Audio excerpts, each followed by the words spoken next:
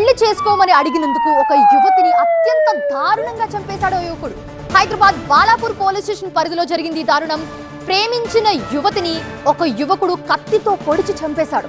పెళ్లి చేసుకోవాలని ఒత్తిడి చేసినందుకు యువతిని దారుణంగా హత్య చేశాడు. మృతదేహాన్ని గోనె సంచిలో పెట్టి అక్కడి నుంచి వెళ్లిపోయాడు నిందితుడు. బీహార్కి చెందిన యువతిగా పోలీసులు గుర్తించారు. నిందితుడు సలాం 21 ఏళ్లుగా పోలీసులు చెప్తున్నారు. సలాం కోసం ప్రస్తుతం పోలీసులు గాలిస్తున్నారు.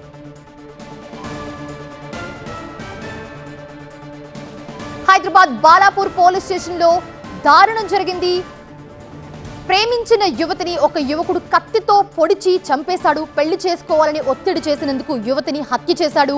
మృతదేహాన్ని గోనె సంచిలో పెట్టి అక్కడి నుంచి వెళ్లిపోయాడు నిందితుడు. బీహార్కి చెందిన యువతిగా గుర్తించారు పోలీసులు. నిందితుడు సలాం 21 ఏళ్లుగా చెప్తున్నారు. సలాం కోసం గాలింపు చర్యలు చేపట్టారు.